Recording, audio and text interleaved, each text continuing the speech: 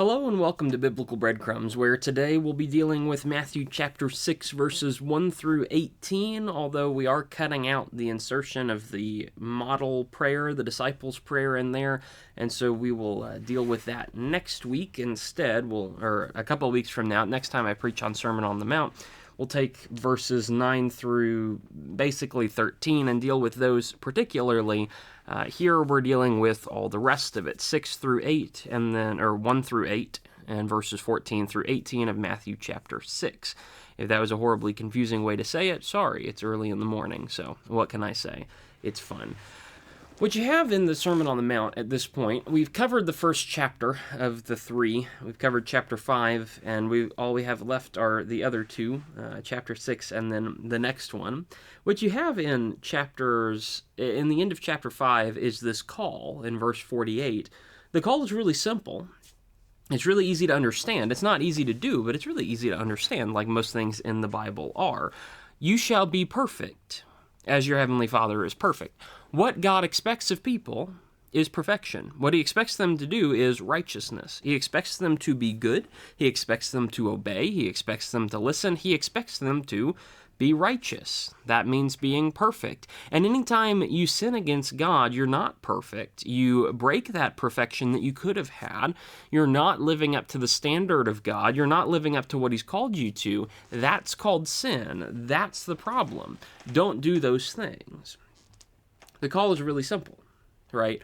Be perfect. Just be a good person. And then you don't have to delve into all the sin and then evil and transgression and all these other things. If you're just righteous, then nothing immoral is going to happen. If you're just good, you're not going to be bad, and God has no reason to condemn you for anything. The call is really simple. Moses said in Deuteronomy, I think it's 30... maybe it's 31, I forget exactly. He says, I've set before you life and death. Choose life that you may live. It's really easy to say. It's just a little bit difficult to do.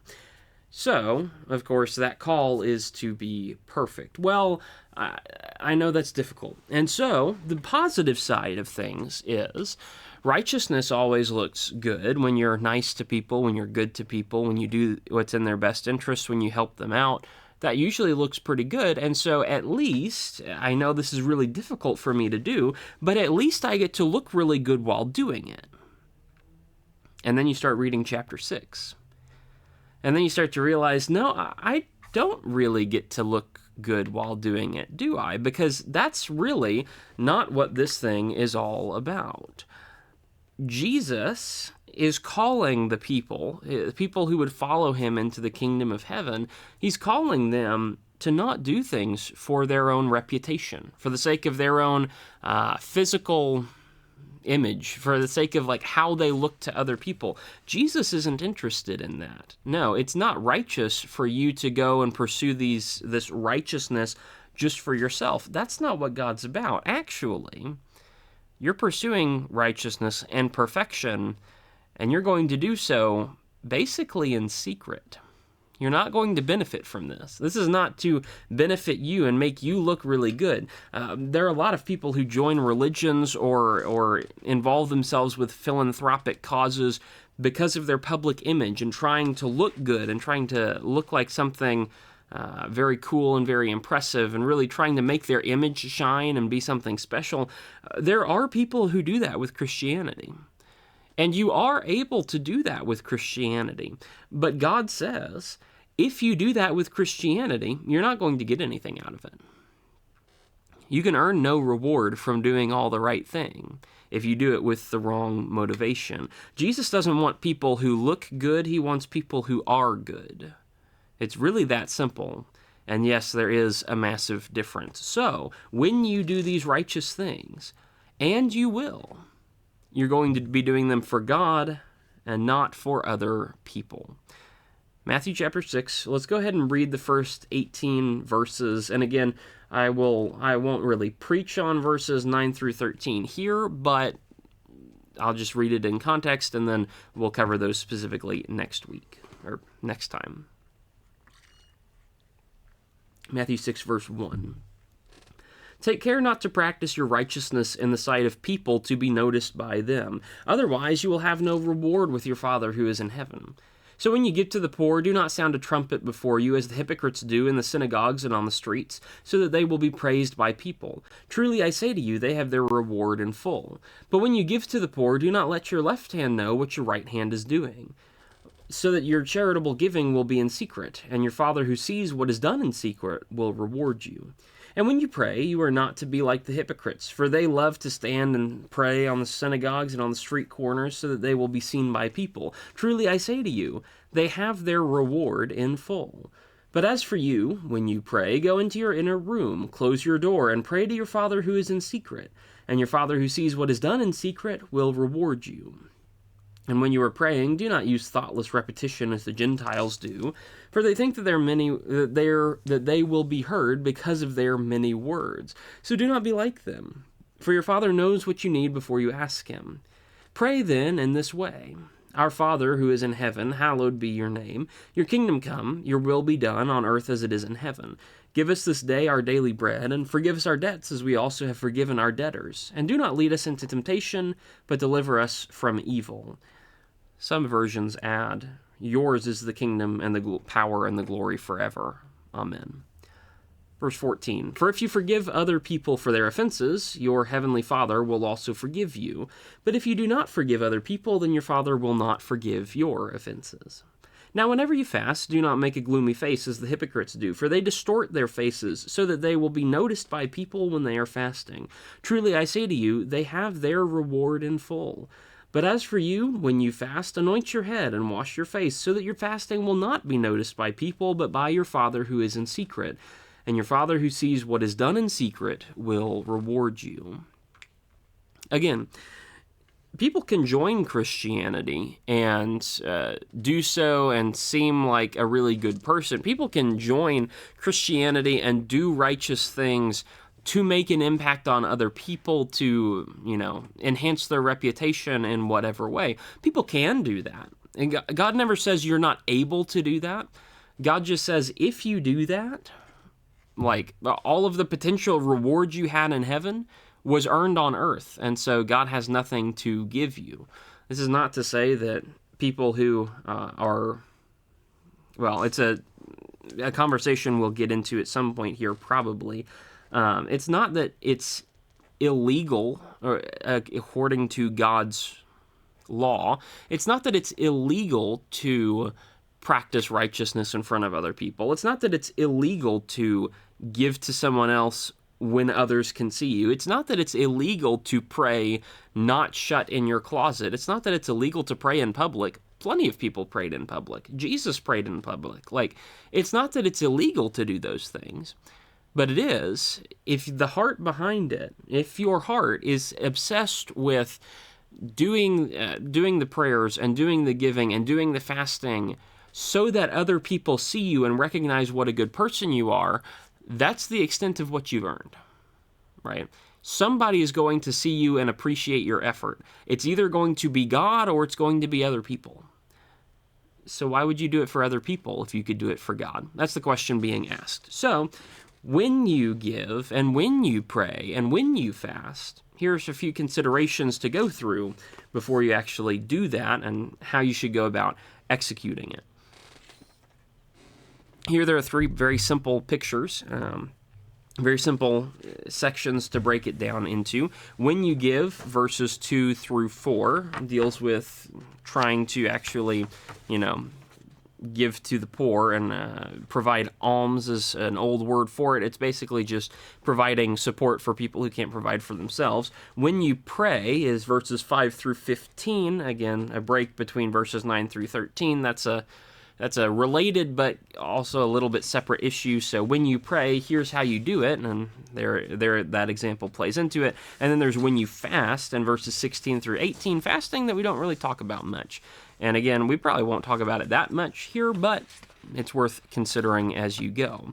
In each of these, you can break it down into the action that you are supposed to be taking, the wrong way that you are not supposed to be doing it, and the right way that you should do it instead. And so that's kind of how we'll proceed with each of these points. Namely, the first one, right? So you have verse 1, take care not to practice your righteousness in the sight of people to be noticed by them, otherwise you will have no reward with your Father who is in heaven. Again, just a warning, be careful why you're doing the righteous thing. Chapter 5 was a lot about that, right? Chapter 5 was, you've heard it said, don't murder, but why are you not murdering? Are you not murdering because you actually love your neighbor as yourself? That's what it's supposed to be. Or are you not murdering because it's just inconvenient or you haven't gotten around to it yet? You really are full of hatred and you hate your brother, but you technically haven't killed him, so it's technically okay. Well, which one's righteous, right? Which one's the proper one that you should actually be doing and paying attention to?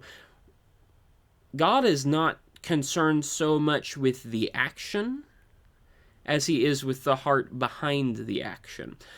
He does care about the action. It's not that he doesn't care about the action, but he is more concerned about why you are doing the action than the action you are doing yourself. And so when it comes to giving, for example, verses 2 through 4, here's the action is giving to the poor, which means basically providing for those who can't provide for themselves. Verse 2, when you give to the poor, you're not doing it to be seen by others. You'll have your reward in full. No, give to the poor in secret, in verse 3, so that your giving, your charitable giving, verse 4, will be done in secret, and your Father who sees what is done in secret will reward you.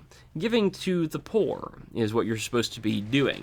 Now, it's also called giving of alms. It's basically what Cornelius was doing in Acts chapter 10. The Roman centurion, very famous for actually giving alms to people, especially those of the Jewish persuasion.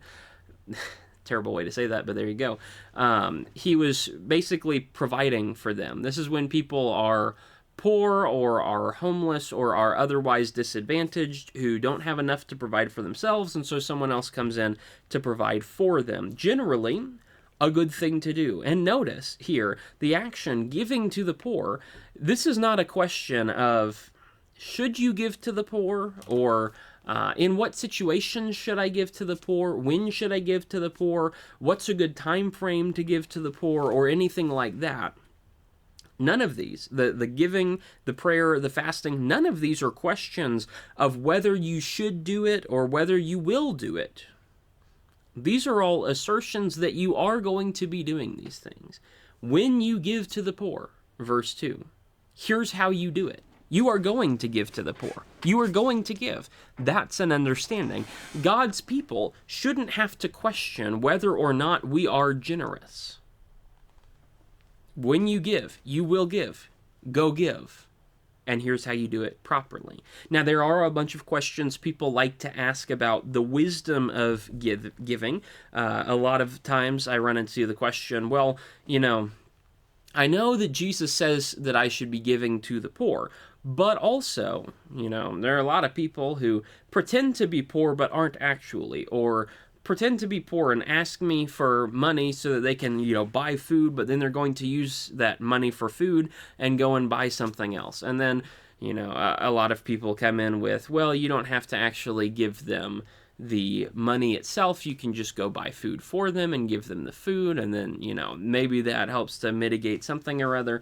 Basically, there's an argument that says, I don't want to enable someone to do evil, therefore I will not enable them to do anything. This is an ultimately stupid argument. The point is not to give to people who will use it responsibly. Jesus just says you should be giving to people. When in doubt, give. That's the rule, right? When you give to the poor. That's something you're supposed to be doing, right? That's an expectation of God's people. Now, are there instances where people take money that you give them and use it for evil things? Yes, there are. But ultimately, is that your decision or is that their decision, right? It's not my fault. It's their fault. If you really feel bad about giving money, then fine. Go and buy some food stuff and give them basic food stuff. That's perfectly fine. Nothing wrong with that. It never says you have to give money to the poor. It's just, you're going to be giving to the poor and providing for them. One question that also arises with this is who is actually poor? How do we determine that? In the city where I live currently, It is very easy for someone to get free, if they are homeless, for instance. It's very easy to get free shelter. It's very easy to get at least a couple meals a day. It's very easy to get, taken care of, as long as you give up drugs, is basically the condition of it. Why are there so many people who still live out on the street when it's free to go and not live out on the street? It's probably because they're choosing to make bad decisions with their life. Now, there may be other extenuating circumstances that I don't know about. In situations like that, well, okay, it becomes a little bit more difficult to try and figure out what to do. It's fairly obvious that you could provide for yourself, but you're choosing not to in many cases. But every individual is different, and there may be cases where people are not able to earn that free stuff, but they are stuck in bad situations and can't help themselves out of it. Some people are doing it willingly, could provide for themselves and don't, right? That's not, you're making yourself poor. Well, if a man doesn't work, neither let him eat. Go ahead and, make that person work. But also, there are people who are unable to provide for themselves legitimately, and those people should be taken care of, and we as Christians should be the first ones to be helping them get taken care of. What do you do with that? I don't know. But I do know that Jesus says you're going to give to the poor to take care of them.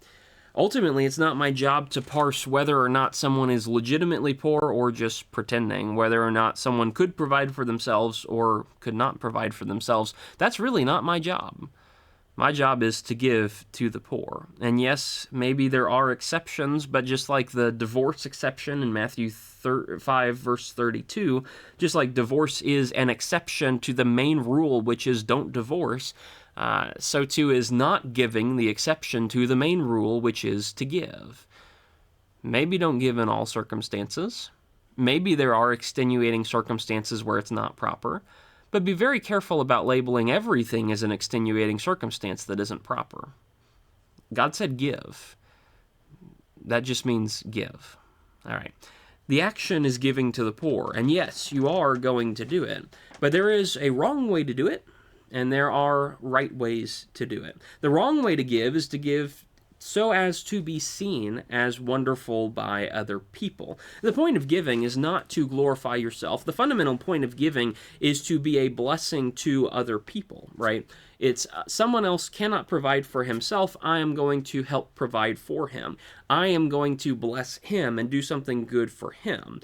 What happens is people see other individuals as an opportunity to look good themselves and gain something themselves, rather than as an opportunity to serve and legitimately help someone. Many people are giving and generous individuals, but they don't really care about the person they're giving to.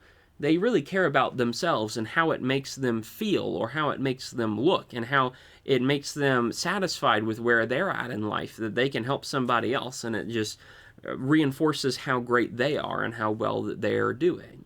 If you're giving, but your primary motivation is not to help somebody else, if your primary motivation is to help yourself, you've missed the whole point, and your giving is not valid. Much as chapter 5, verses 20 through 48 remind us that the heart is the most important aspect in the things that you're doing, it's not enough to just not murder. You have to have the right heart. You have to love your neighbor. It's not enough to just not commit adultery. You have to love your neighbor. It's not enough to just give. You have to love your neighbor. And if you don't love your neighbor, if you're missing that point, it's not really trying to help them. And so it doesn't really count. Do not trick yourself into thinking that you care for someone else if you don't actually. And that takes legitimate and sincere self-evaluation to try and figure out whether you are truly righteous or not. The wrong way to give is to give so that other people see you and glorify you, or so that you get something out of it yourself, right? And maybe I should pause and write that down. One reason I come through and record these beforehand, before actually giving the sermon, is because a lot of times when I actually start talking through it and thinking through it in an audible way, that changes the main points that I'm going to make and rephrases it. And so instead of saying the wrong way to give is giving to be seen as wonderful by others, it's more accurate to say that the wrong way to give is giving to get something for yourself. And that's how I'll express it on Sunday. That's a better, cleaner way to say it. You guys get the slop because, this is just practice. The actual people on Sunday will hopefully hear a better, more straight to the point kind of sermon instead of this meandering nonsense, whatever it is. But hopefully it's still helpful to see someone think through it. By the way, if you are ever assembling like a class or a sermon, one of the things that's been really helpful to me, as long as I've been doing this for not actually that long, I guess, just like 4 years or whatever. That's kind of long, I guess. Is running through and actually taking my notes to a location and then just sitting down and talking through it. I usually talk in like a whisper voice. I don't actually like verbalize everything because I'm not usually that kind of guy. I don't need to verbalize it fully, but I will stand in the pulpit and I will like mouth the words to myself and think through how I will communicate things. And that has been very helpful to try and actually assemble my thoughts on different issues. That's just kind of how I'm wired. So maybe you're not, maybe you're totally different, but maybe that really helps you to work through it. And so there's an idea. The action is giving to the poor. You're going to do it. The wrong way to give is giving so that you get something out of it. That's not the point of giving. Giving is to be generous and to help somebody else. Getting is much more selfish fundamentally. That's not the point. And so if you are giving to get, you're not really giving. You're trying to earn something, and that's really not what the point is. The right way to give, then, is to help others without being noticed, is the way to say that. In verse 3, Jesus kind of gives this little picture, and it's almost a silly little picture. It is a silly little picture. When you give to the poor, don't let your left hand know what your right hand is doing. As if you can possibly exist in a state where one half of your body is unaware of what the other half is, right? In a normal human being, when the brain is connected properly, you know what you're doing. Your peripheries are not surprised when they manage to meet together and form some kind of symbol of whatever sort. It's not that my left hand is very confused when my right hand touches my left hand. No, I planned to do that in my brain. It's all happening up there at the same time. How can one's left hand possibly not know what the right hand is doing? How can a hand know anything, right? Hands don't have knowledge. Hands don't have brains. This is a silly picture if you delve into it too seriously.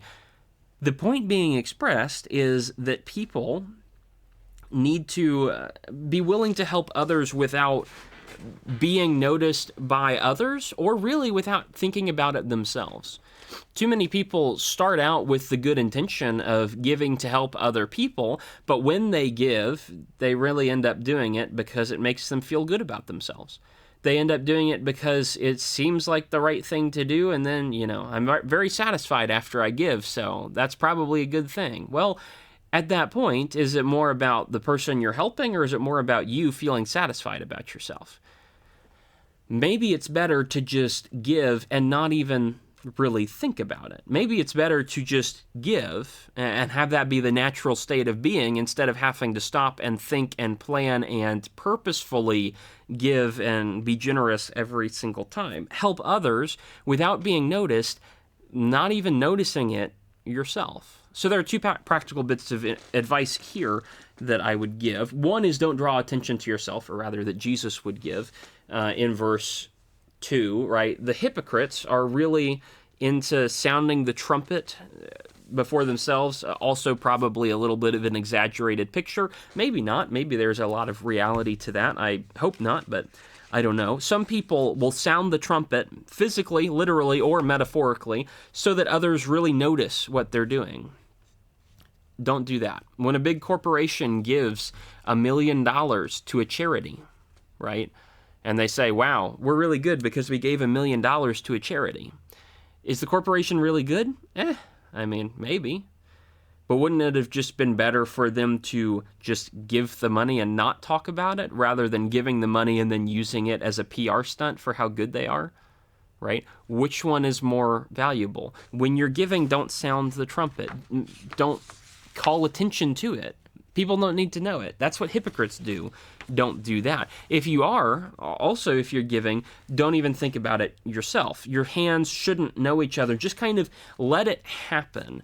Giving should not have to be a question. It is a natural expression of care. And so we shouldn't really have to stop and think and measure everything out when we give. We should just be able to do it. To give and not really think about it. Now, different people have different ways of doing this. Personally, I know several people who take a kind of like how giving works with the church when you give an offering on Sundays, when you put something in the plate or in the box or whatever it is, the contribution, however that works at the church you go to. I know people who, when I do that, I take my paycheck, whatever I earn, and I have a certain percentage that I'll just put aside, and that just goes in every Sunday because that's just how it is, right? You make that a tradition, and then you don't really have to think about it. In the same way, I know people who take a portion of their paycheck, whatever percentage it is, and just set it aside for the purpose of helping people. And they always have, they carry that cash on them, or they have an extra $20 that they can spend every month. They can, give $20 to 3 people or whatever it is. And so when somebody is begging on the side of the road, they pull up their, oh, hey, there's somebody I can help out. And so they just hand them part of the money that's already been set aside. When your money is your money, when it's all yours, and then somebody comes along asking for some of it, you have to start thinking about how much of my money do I give them. But when you set aside a certain portion to be given to people, when somebody asks for some money, you say, oh yeah, I already have something set aside, and you just hand it to them, and it's something you don't really have to think about, and it's just part of what you do.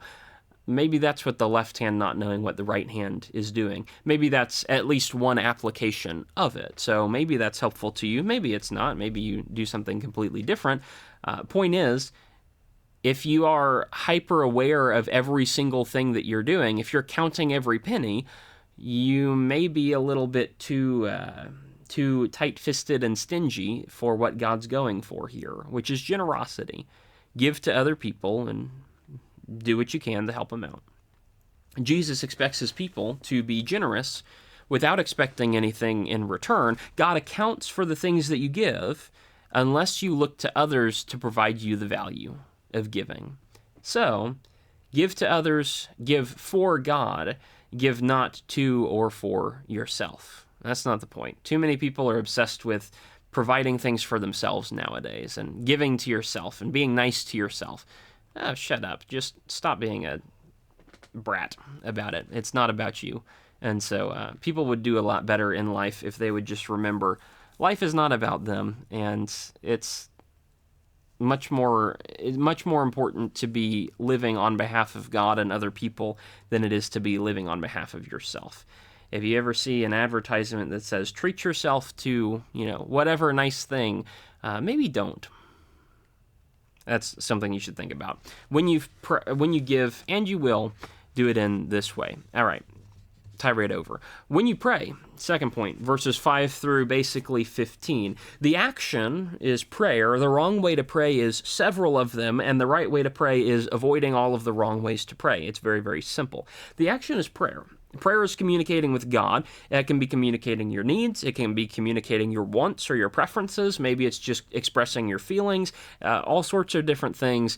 Prayer is just communication with God. And again, this is not a question, right? This is not a question of whether you will pray or not, or should I pray or should I not pray. No. This is an assertion that you are going to pray. God's people shouldn't have to question whether or not we actually talk to him.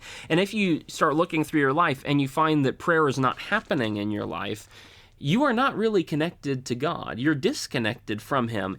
that's a problem. How are you supposed to work with God? How are you supposed to be in the kingdom of heaven if you don't have prayer, if you're not with God? How many relationships on earth work when you don't talk to the other people involved? None of them. If I have a friend and I don't talk to them, we're not really friends anymore. Like, we just don't spend any time together. So how am I supposed to know you? How am I supposed to help you at that point? When you have a relationship with God, but you don't talk to God, you're not going to have a good relationship. Some might say you won't have a relationship at all. So pray. And that means, set whatever reminders you need to actually pray, to slow down and think and actually spend some time in prayer. It can be 30 seconds in prayer. It can be an hour in prayer. I don't really care, but you need to be doing something. The wrong way to pray is very obvious in one in verse 5, one in verse 7, one in verses 14 and 15. There's so many wrong ways to pray that people use. And a couple of weeks from now, the next session in Matthew 6, where we talk about specifically the disciples' prayer that Jesus kind of lays out the model prayer for them.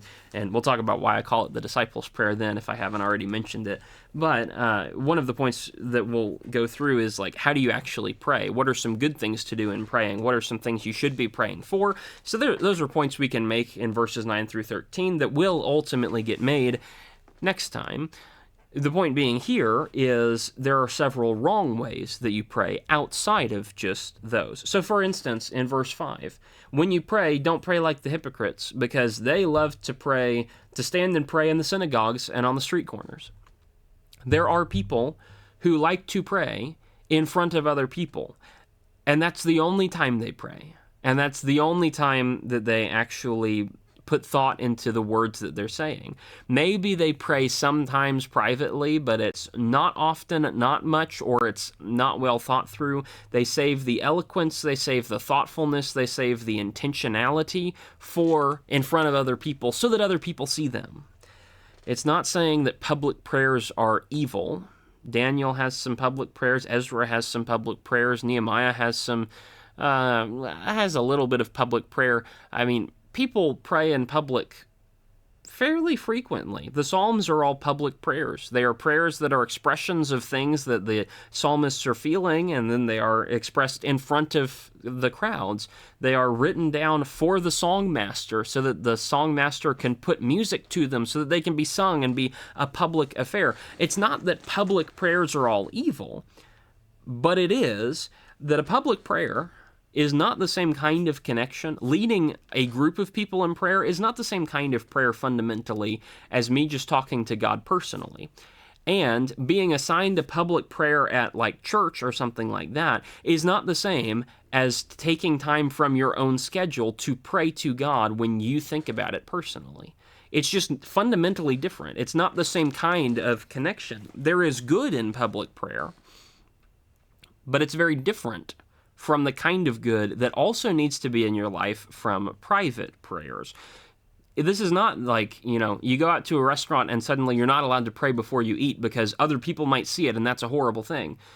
No, you can absolutely pray before you eat, but fundamentally, praying with a group of people is different than praying individually. Both need to be done, both have their place, but if you're only praying in public to be seen and you don't pray in private, you've kind of missed the entire point of prayer. A second way to pray wrongly is in verse 7. When you are praying, don't use thoughtless repetition. As the Gentiles do, they think they'll be heard because of their many words. Too many people pray without really thinking about it, and there are a couple of different ways that this can happen.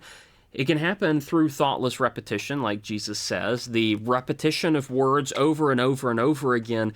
That's really, it's just saying the same things, just saying words because you think volume, like not how loud you say them, but how many times you say the words will impact how much God hears you. Matthew just dunks on Catholics all the time. That's tough. I mean, don't follow a flawed system, which is so contrary to the things of the things of God as revealed in Matthew. But Catholicism is very much built around that idea. Is a lot of Catholic prayers are, in order to repent successfully, in order to be heard, you need to pray this set number of words, and you need to pray the Hail Mary, 8 times, and then you'll be forgiven, or whatever it is that you get assigned so that you can actually make confession for your sins and be forgiven. There are a whole lot of things that are wrong with that, but one of the things that's wrong with that is thoughtless repetition, is just over and over and over again. Well, I'm just going to say the same thing to be known for my many words. God knows what you need before you ask him in verse 8. Don't do that. Don't just say the same thing over and over and over again. That's not accomplishing what you wanted to accomplish. Pray once, and then move on. Pray about the same thing a few times over a few days, but if you just stand and say the same thing over and over and over again, that falls into meaningless repetition, and suddenly you're just trying to overwhelm God with how many times you say the same thing, and that's not a proper way to pray. Jesus just says it. It also means some people just pray for a long time, and they think that a long prayer, all sorts of, Catholic prayers are usually very, very short.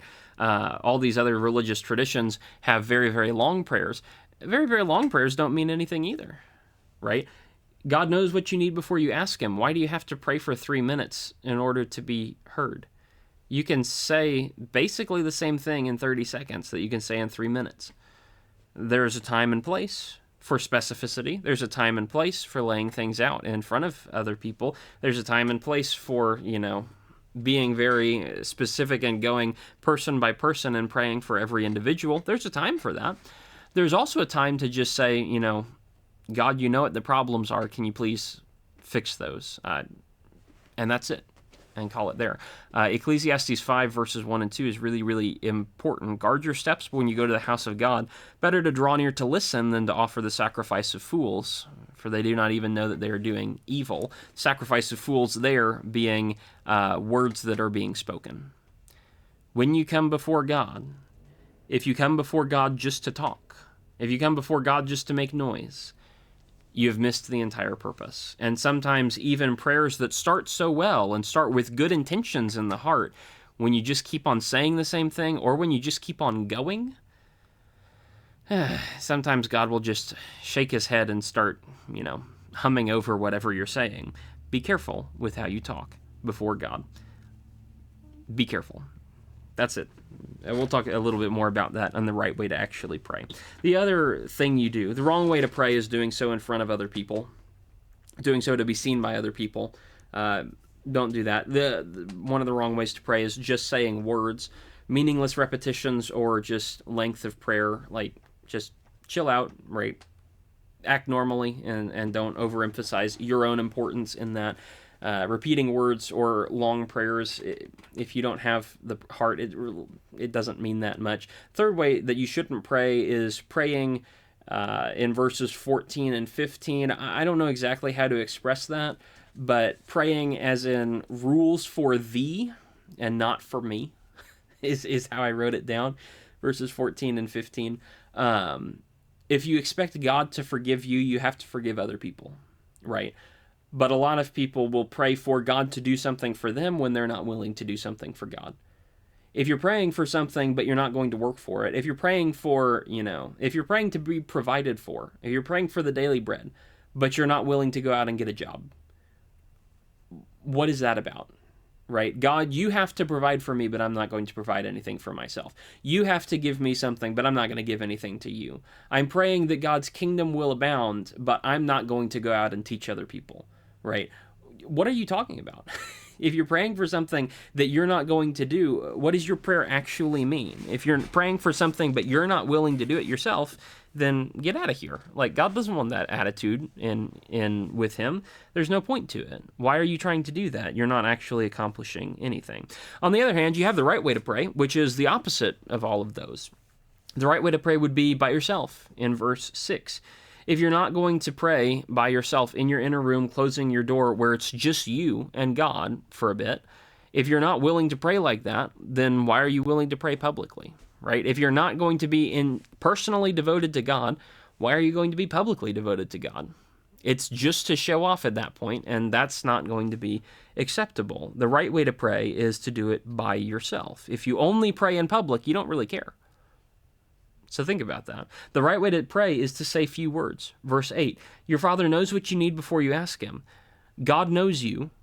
Yes, please talk to him, but do not drone on and on. He doesn't need that. If you pray something and it's sincere, he hears you, right? If you pray something that you need, he hears you. He doesn't need you to say the same thing 8 times in a row.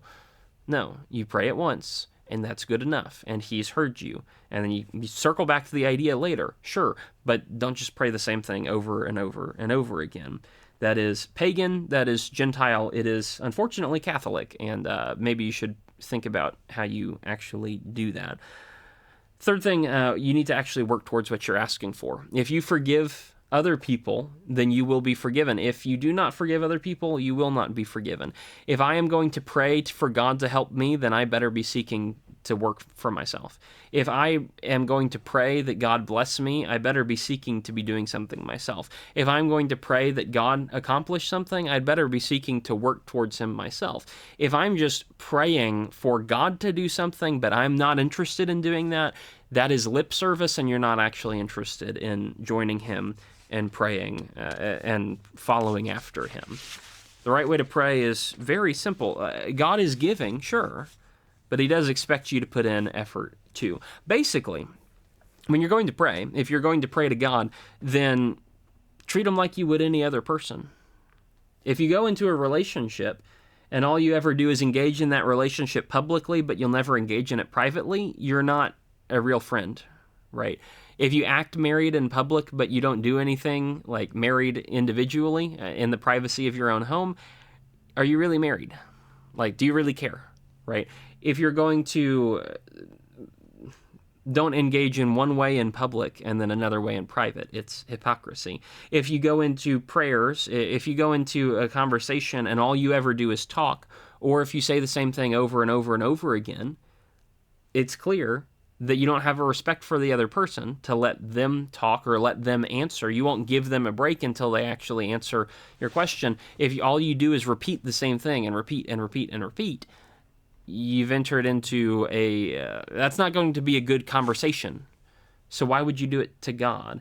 If you're going to go into personal relationship and expect somebody else to help you, but you're not going to help them, why would they help you, right? We don't treat other people like that.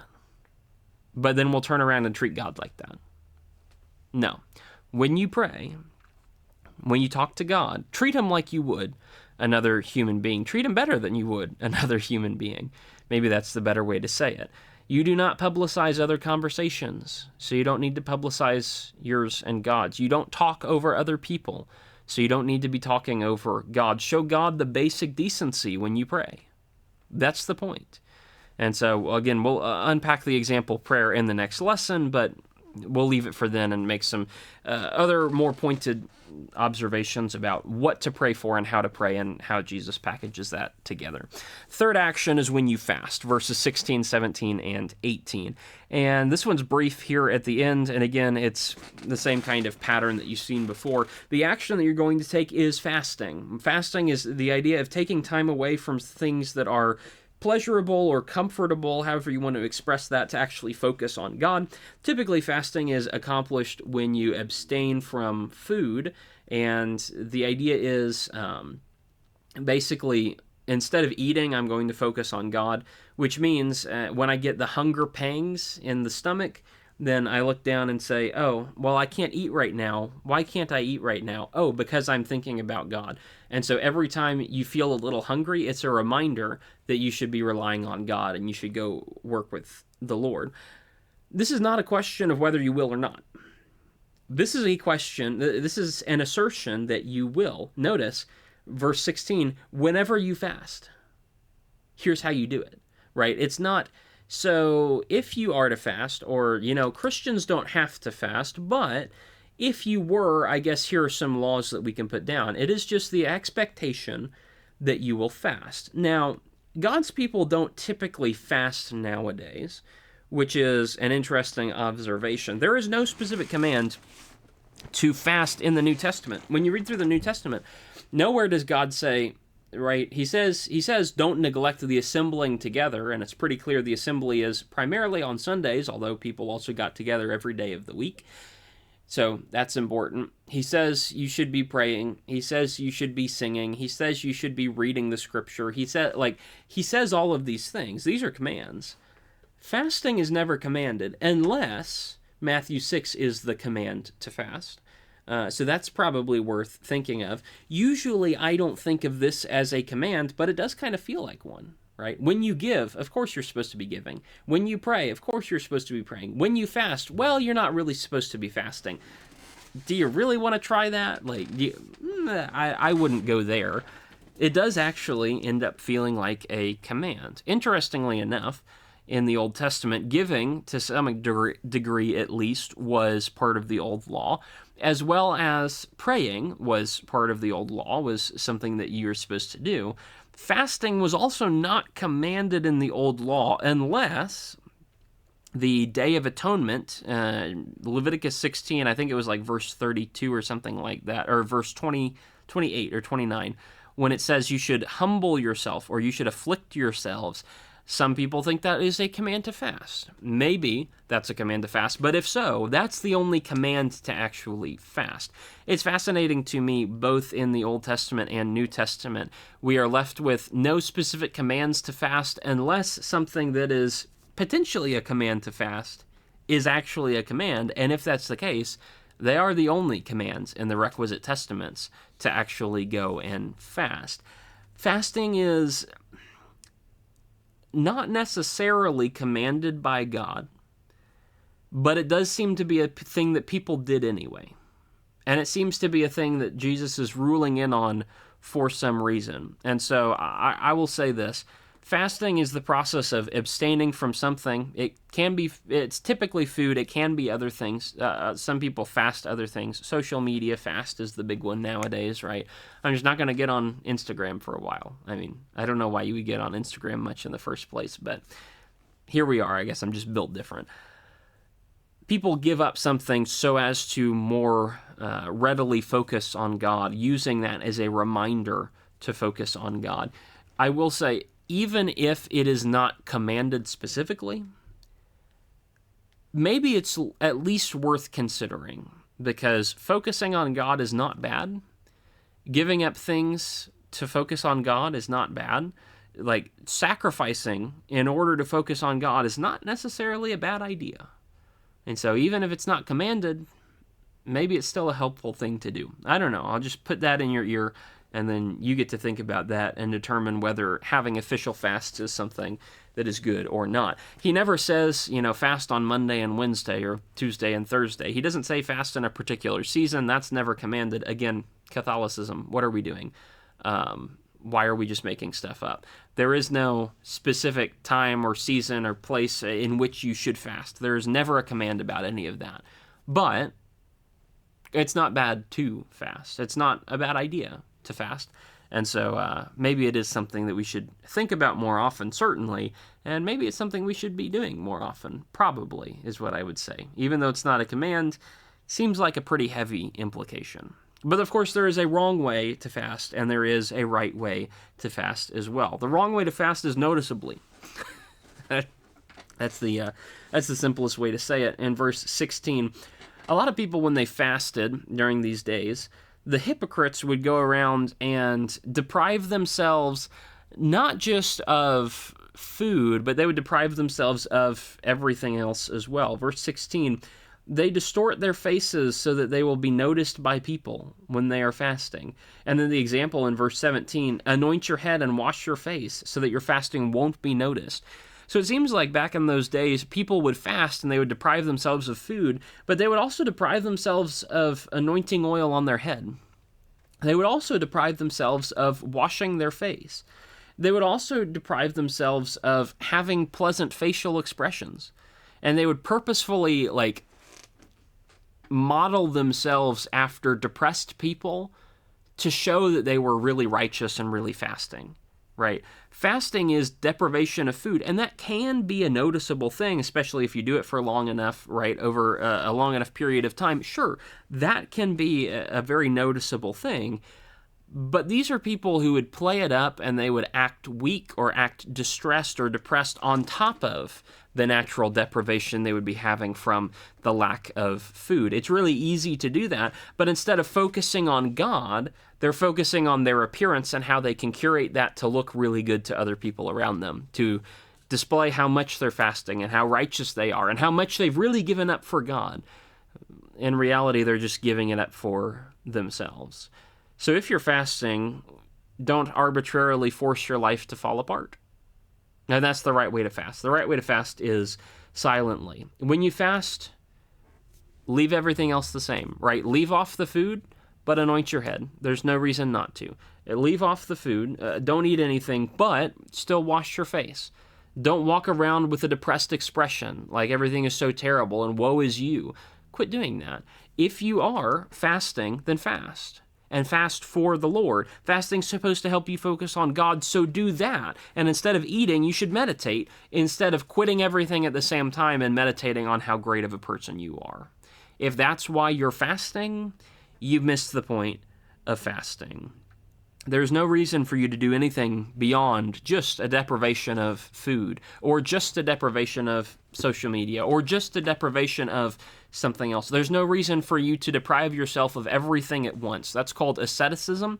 Some people think that's really righteous. Monks did that. Again, back to Catholicism. Man, Matthew is just a book that fundamentally disagrees with Catholics, because Catholics fundamentally disagree with righteous things. I mean, that's not a nice way to say it, but here we are.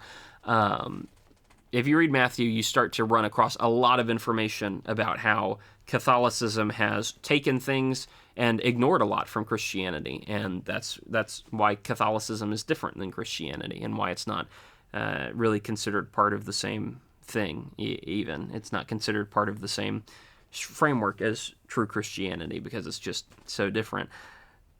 There's no reason for you to go beyond this and go and fast in all the different ways at once. There's no reason to command this on other people. There's no reason to just live less than you need to. Asceticism is stupid. You don't need it, right? People think that the process of denying themselves is what is denying themselves everything except like a little bread and a little water. That's what's really going to help you be righteous. It's really not. You can fast. Fasting is good, but it's not necessitated. It's not commanded to do so in specific increments at specific points of time. It's not commanded to do everything at once. It's not commanded to just avoid everything pleasant in life for a month or whatever it is. Be content with taking a break from some food to focus on God. That's what fasting is. And so leave it at that. Be content with it. Stop making things all about yourself. It's not about you. So stop making it about you. The point of Matthew 6, verses 1 through 18 is to be religious, right? Do religious things and be righteous and act faithfully, and don't corrupt these good things. Prayer is good. You should be doing it properly. But there are a lot of people who do it improperly. Giving is good. You should be doing it properly. But there are a lot of people who do it improperly. Fasting is good. You should be doing it properly. But there are a lot of people who do it improperly. No, Jesus doesn't want people to avoid the righteous things, but he also doesn't want people to take the righteous things and do them in an evil or self-serving way. God wants a connection with you. Giving, prayer, fasting, they help to facilitate that connection. But God cannot have a connection with you if you're making everything about yourself. If your religious practices are more about how you feel and what you think is cool and how impressive things are to you, maybe that's Catholic, maybe that's Orthodox. That's a big Orthodox thing. If it's all about how you feel, Pentecostal, if it's all about how, may as well call out like every Christian denomination, right? If it's all about you and your things and your preferences and your feelings and how things are to you and how things are so fitting to you and how things adhere to your schedule and your thought process instead of God's, if you're prioritizing your things over the things of God, you've completely missed the point of Christianity. You need to make that right and get in the actual kingdom of heaven. So, is that very nice? If you don't think it's very nice, go take it up with Jesus, because he's the one who said it. And I'm not making the rules. I'm just making some observations. Hopefully that's at least something to think about, even if you disagree with some of those applications, at least you'll consider them, and hopefully that's worthwhile. Even if I end up being wrong on that, then let me know, and, that'll be beneficial for me to think through as well. Thanks for listening. Hope you enjoyed. Hope you benefited from this and give you something to think about as you go through this week. I'll see you on Monday, where I'll be covering whatever it is that I'm preaching next Sunday morning.